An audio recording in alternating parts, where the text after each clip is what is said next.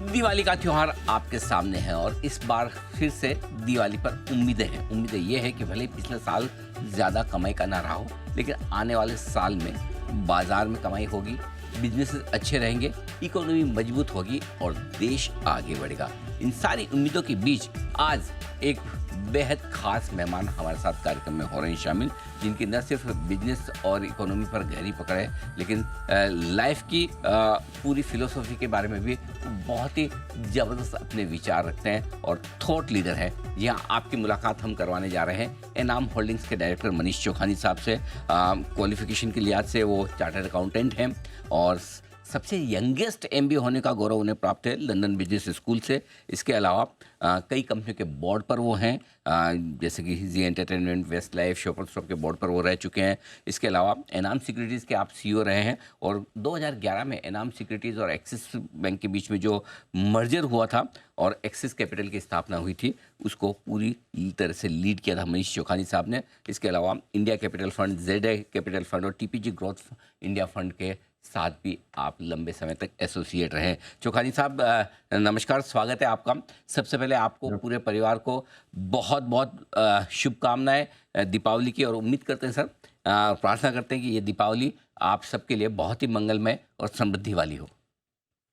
नमस्ते अनिल जी, और मेरी भी दिवाली की शुभकामनाएं आपको, आपके परिवार को और सारे दर्शकों को। जी, वैसे तो सर चूँकि आप बड़ी गहरी पकड़ बाज़ार पे रखते हैं, इकोनॉमी पर, बिजनेसेस पर, सब पर रखते हैं, लेकिन चूँकि दीपावली का समय है तो मैं थोड़ा-सा आपकी लाइफ़ की फ़िलॉसफ़ी के साथ शुरुआत करना चाहता हूँ, क्योंकि मैं जानता हूँ उस पर भी आपकी बड़ी गहरी पकड़ है।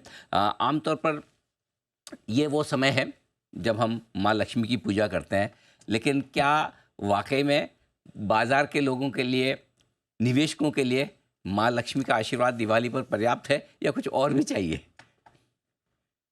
बहुत ही सही सवाल पूछा अनिल जी आपने, कि हमारे धर्म में जो कहते हैं कि 3 देवियाँ होती हैं। माता लक्ष्मी तो है ही और हमें सबको चाहिए कि माँ लक्ष्मी घर में स्थापित रहे। मगर माँ सरस्वती, जो कि विद्या की देवी है, अगर वो साथ ना दें, तो आप लक्ष्मी जी तो बहुत चंचल है, वो निकल जाती हैं घर से। और तीसरी, जो अभी जैसे नवरात्रि का त्योहार खत्म हुआ, दुर्गा पूजा खत्म हुआ, तो माँ दुर्गा, जो हम कहते हैं जो गॉडेस ऑफ इमोशन है, कि घर में अगर सुख शांति प्यार अगर नहीं रहे, तो चाहे कितनी भी आप लक्ष्मी जी की सेवा कर लीजिए, सुख शांति के बिना आप उसको एंजॉय नहीं कर पाएंगे। तो मैं तो यही कहता हूँ कि हर दिवाली में अपनी तीनों देवियों को स्थापित रखें घर में, और ये साइकिल में अगर विद्या रहेगी तो लक्ष्मी जी आएंगी, अगर खुशी रहेगी तो लक्ष्मी जी के बिना भी आप खुश रहेंगे। पर तीनों अगर एक साथ वास करें अपने घर में, तो इससे बढ़िया बात तो हो ही नहीं सकती है। बिल्कुल ठीक बात तो है। उसी आशा से सारे दर्शकों को शुभ दिवाली की शुभकामनाएं। बिल्कुल। चौहान साहब, देश के साथ शुरुआत करना चाहता हूँ। वैसे पिछले हाँ 10-12 साल हमारे देश के लिए बहुत ही मजबूती वाले रहे हैं। एक अलग पहचान ग्लोबल नक्शे पर हमारे देश की बनी है। लेकिन पिछला 1 साल काफ़ी चुनौतियों भरा भी रहा है। हमारे आसपास हमने युद्ध-उद्ध भी देखा है, ये सारी चीज़ें हुई है और दुनिया भर में भी काफ़ी कुछ हो रहा है। ऐसे में क्या चुनौतियाँ ज़्यादा है या फिर मौके ज़्यादा हैं देश के लिए और देश की इकोनॉमी के लिए?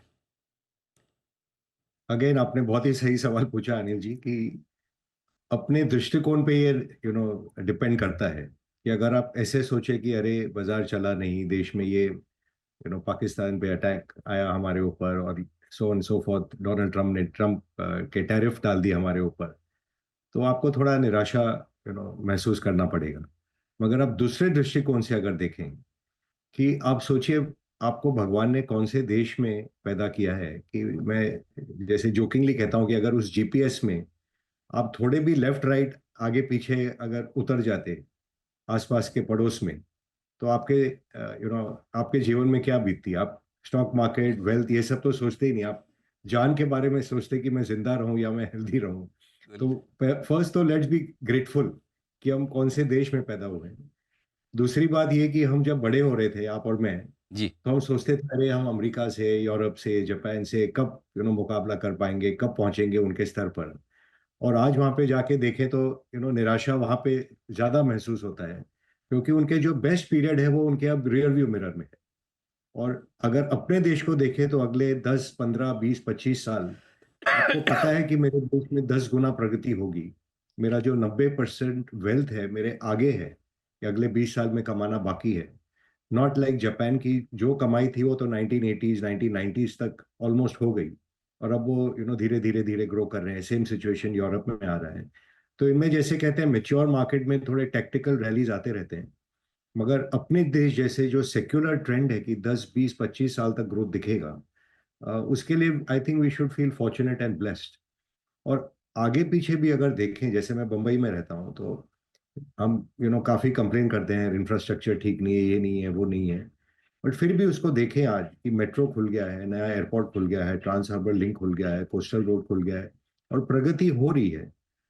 हमारा ऑफ कोर्स दिल, ये दिल मांगे मोर ऑलवेज रहता है, मगर ये लाइफ की सॉर्ट ऑफ फिलोसफी है कि एज लॉन्ग एज आपका रेट ऑफ चेंज अच्छा है, I think you should feel blessed and grateful. And same thing will apply in the stock market also, कि जो कभी कभी कहते हैं ना कि जो शेयर एकदम जो टेरेबल होते हैं वो कम टेरेबल हो जाएं, खाली बैड रहें, तो भी रेट ऑफ चेंज में उनके भाव बढ़ जाते हैं। ठीक बात। तो ऐसा जरूरी नहीं है कि हर चीज में आपको, जैसे कहते हैं आर्ट की गैलरी बनानी है, कि मेरे पास बेस्ट शेयर ऊंचे के ऊंचे भाव के होने चाहिए।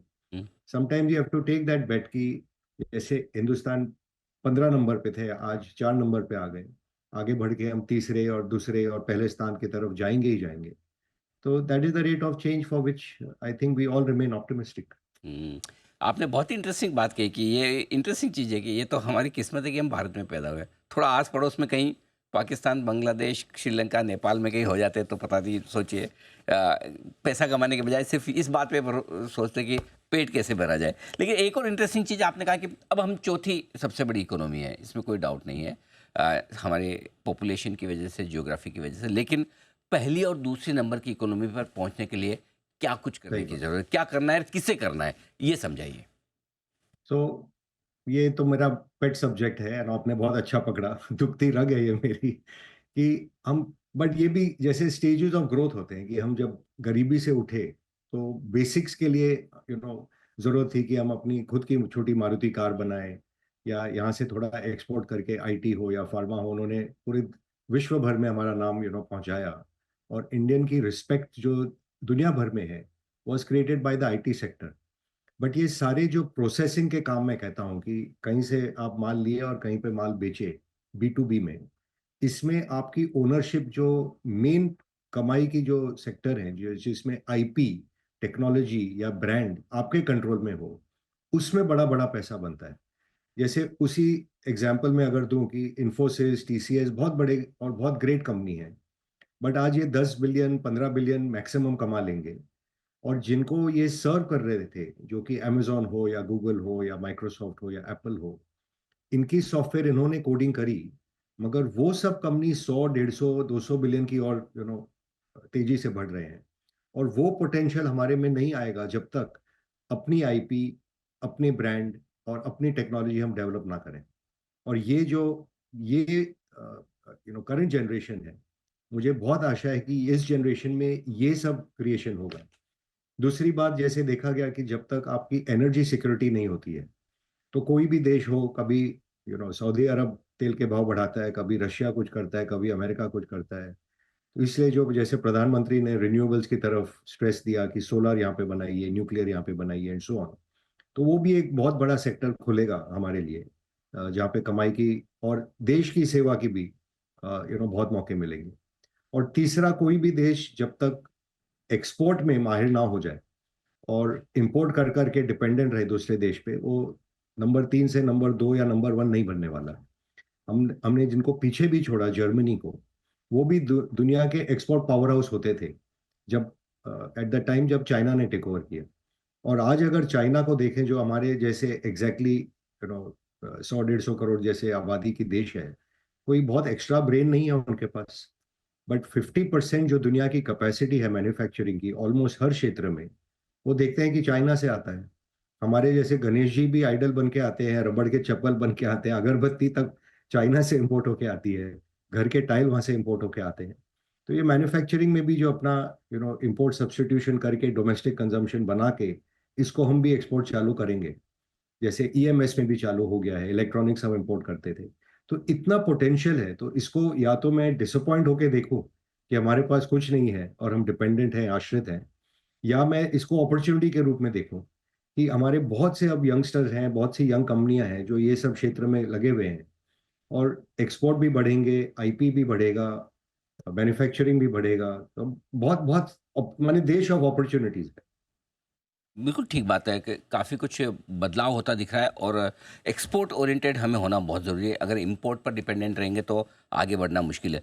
अब थोड़ा बाज़ार और इन्वेस्टमेंट के हिसाब से भी आपसे राय लेना चाहता हूँ। क्या कुछ बदल रहा है बाज़ार में पैसे बनाने का तरीका? एक आज से 5 साल, 10 साल, 15 साल पहले जिस तरह से पैसे बनते थे और अब बनेंगे। वेल्थ क्रिएशन किस तरह से बदल रही है और ऐसे में निवेशकों को किस तरह से बाज़ार को और इन्वेस्टमेंट्स को अप्रोच करना चाहिए? जी, अगर मैं अपने पिछले 35 साल में देखूँ कि बड़ा पैसा कहाँ बना, तो पहला एक फ़ेज़ था जब गवर्नमेंट विथड्रॉ करने लगा हर क्षेत्र से।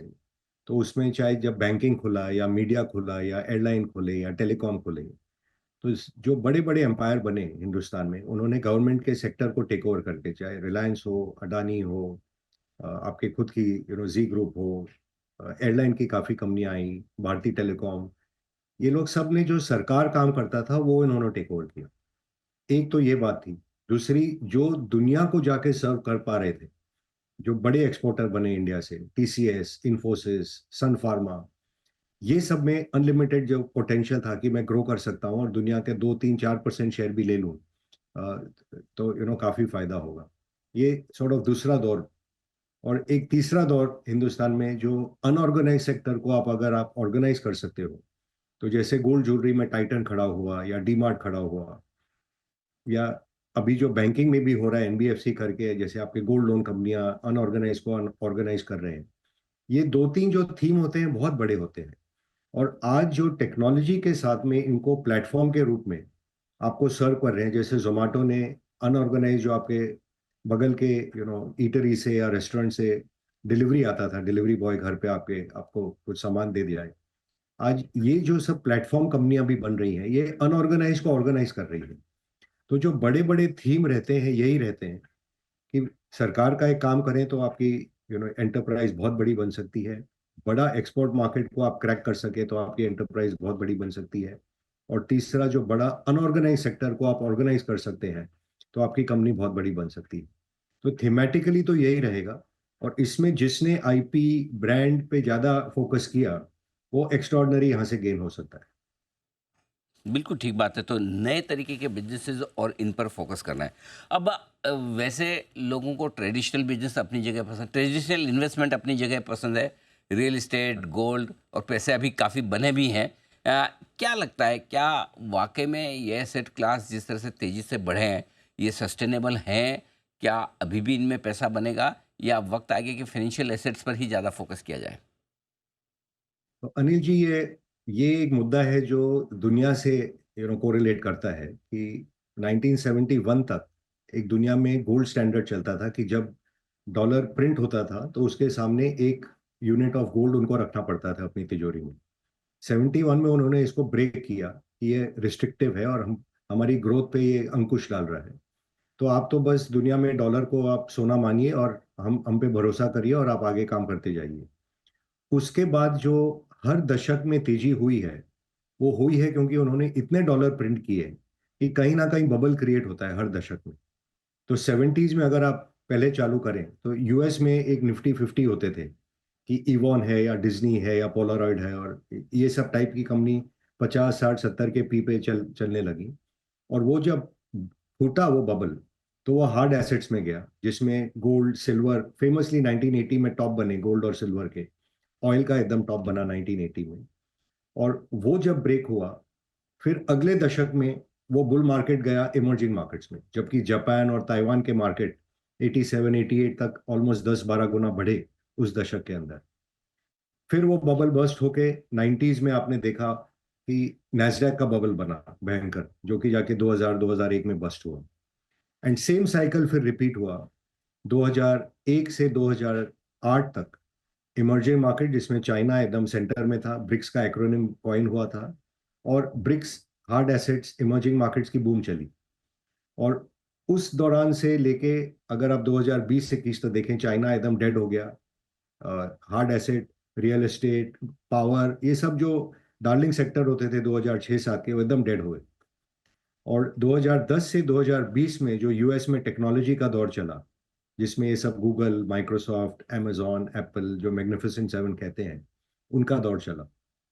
और इस दशक में ये इनएविटेबल है कि जैसे ये लोग डॉलर प्रिंट कर रहे हैं, जिस तेजी से प्रिंट कर रहे हैं, इसलिए ऑल्टरनेट मूव चल रहा है कि डॉलर के खिलाफ मैं क्या एसेट होल्ड करूं जो स्टोर ऑफ वैल्यू रहेगा। क्योंकि जब ये बबल फूटेगा, अब तो खैर एआई में इतना बबल इसको ब्लो अप कर रहे हैं कि एक एनवीडिया पूरे इंडिया के मार्केट कैप के इक्वल हो गया।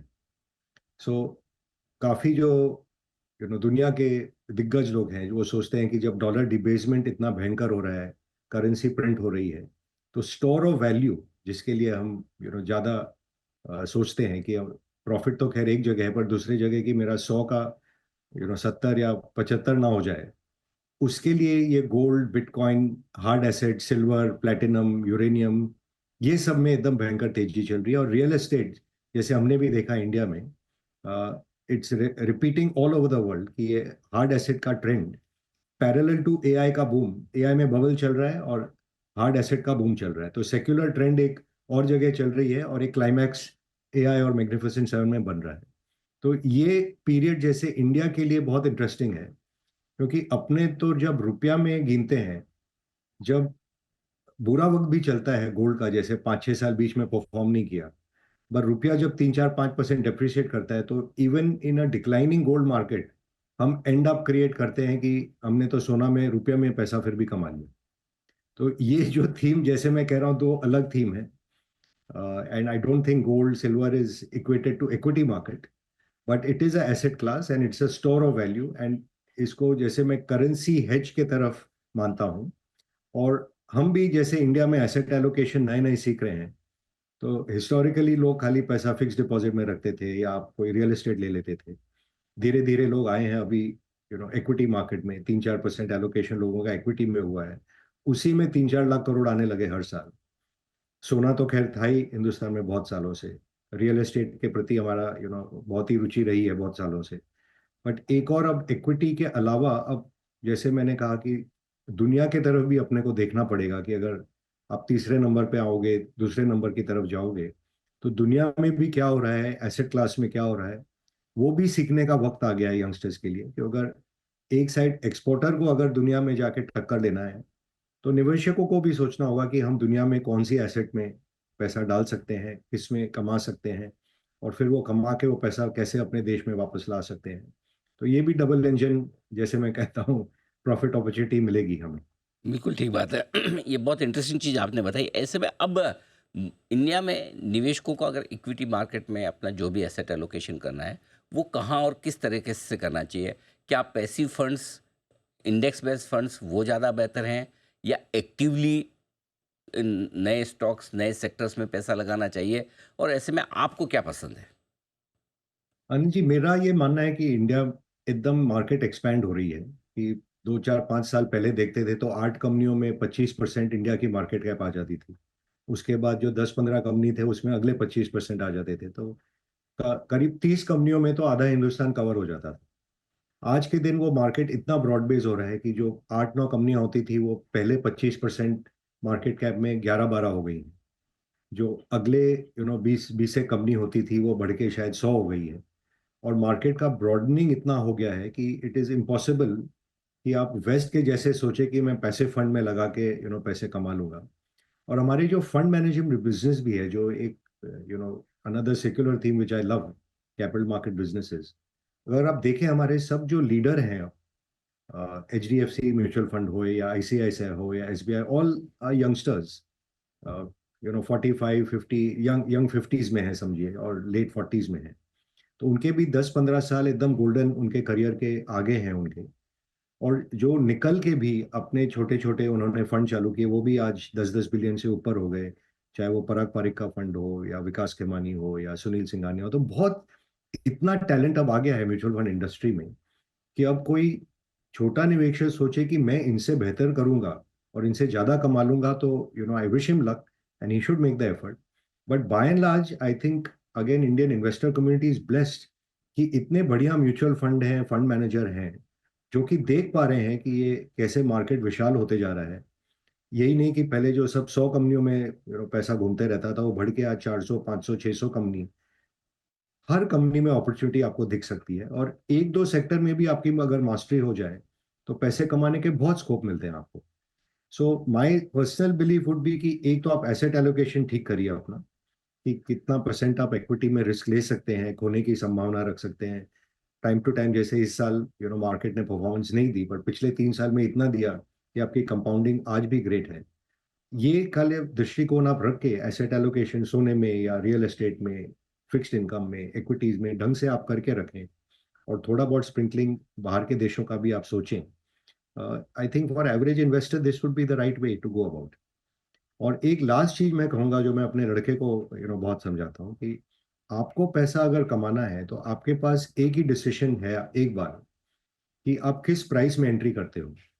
उसके बाद जो भी होता है उस कंपनी में, प्रमोटर कर सकता है, गवर्नमेंट कर सकती है, डोनाल्ड ट्रंप कर सकता है, वेदर चेंज कर सकता है, कुछ ना कोई रिस्क कहीं से आता है। आपने गलत भाव में अगर एंट्री कर लिया कहीं पे, तो आप फंस जाओगे। और भाव कैसे सोचना चाहिए, कि कितने सालों में ये जो कंपनी मैं ले रहा हूँ, ये समझिए 5 की पी हो जाती। 5 का पी यानी कि 20% मेरा रिटर्न, 100 डिवाइड बाय 5, कि 20% जो हम पे बैक कहते थे पुराने बिजनेस पार्लर में, कि मुझे 20% कमाना है। तो 5 की पी अगर 3 साल में, 5 साल में हो जाए, आपको पता है कि लॉन्ग टर्म में कोई भी शेयर 15 और 25 के बीच में मल्टीपल रहेगा उस शेयर का। तो अगर 5 साल में आपकी कंपनी 15 की पी हो गई, और आपने उसको उस साल में देखा कि आज के जो भाव में ले रहा हूँ वो 5 का पी हो जाता है 3 साल में, तो मैंने अपना पैसा 3 गुना किया। और वही कंपनी अगर 25 की पी हो जाती है 5वें साल में, जिसको आज आपने उस पी पे लिया था, तो आपका पैसा 5 गुना हो जाता है। अगर ये फ्रेमवर्क रख के आप थोड़ा चलें, तो this is the long term way to create wealth, कि एंट्री प्राइस को इतना टाइट रखिए और इतने अच्छे कंपनी में रखिए कि आप उसके बारे में 5 साल के बारे में सोच भी सकते हैं, और उस पे व्यू है आपकी, तो आपको हक रहेगा कि मैं इसमें कमाऊं। नहीं तो मार्केट में आप हरदम ये ट्रेंड वो ट्रेंड, ये सेक्टर वो सेक्टर, ये शेयर वो शेयर, उसमें आप बह जाओगे। तो अपना कन्विक्शन रख के, 3, 5, 7 कंपनी होती हैं आपके जिंदगी में जो आपका वेल्थ क्रिएट करती हैं। आपको एक और सेइंग हम लोग के ऑफिस में लगाई रहती थी बोर्ड पे, कि activity and achievement are not related. Hmm. तो जैसे आपने कहा कि 10 कंपनी हिंदुस्तान के 25% मार्केट कैप उनके पास है, राइट। और जो मार्केट के लेजेंड है राकेश जी, या हमारे खुद के एनएम में, हम लोग का मैक्सिमम वेल्थ बना जैसे इन्फोसिस में फॉर एग्जांपल, उसको पकड़ के रखे 10 साल, हम्म। और वो 1 गुना समझे बढ़ गया उस दशक। सेम वे राकेश जी ने पकड़ के रखा टाइटन को, और 5-6% होल्डिंग कर ली कंपनी में, उसमें उनके 20-25 हजार करोड़ रुपए बन गए। तो ऐसे मौके जब मिलते हैं, उस टाइम आपको लोड अप करना है। और रोज रोज आपको जाके मार्केट में ये नहीं देखना है क्या बढ़ रहा है, मैं रह गया, मैं घट गया, ये हो गया, वो हो गया। बहुत आपने अच्छे तरीके से बताया कि ज़रूरी नहीं कि आप बहुत ज़्यादा एक्टिविटी करें, हर रोज़ खरीदें बेचें, उससे पैसे बनेंगे, लेकिन आपका एक्शन सही तरफ होना चाहिए और सोच समझ कर होना चाहिए, तब आपका बड़ा पैसा बनेगा। और कुछ ही स्टॉक्स होंगे जो आपके पोर्टफोलियो में बड़ी वेल्थ बना कर देंगे, और बेहतर ये है अगर आप सीधे निवेश कर पाएँ तो अच्छी बात है, नहीं तो बेहतरीन फंड मैनेजर्स हैं भारत में आज के तारीख में, जिनके फंड्स में आप निवेश करके बड़ी वेल्थ बना सकते हैं। चौहान साहब, बहुत बहुत धन्यवाद आपका, आपने समय दिया और बहुत ही विस्तार से आपने अपने अनुभव और साथ ही अपनी फिलोसॉफी हमारे दर्शकों के सामने रखी। Thank you so much sir, बहुत बहुत शुक्रिया, और एक बार फिर से आपको बहुत दीपावली की शुक्रिया। बहुत बहुत शुभकामनाएं। शुभकामनाएं। इस खास शो में आज के लिए इतना ही, मुझे दीजिए इजाज़त, नमस्कार।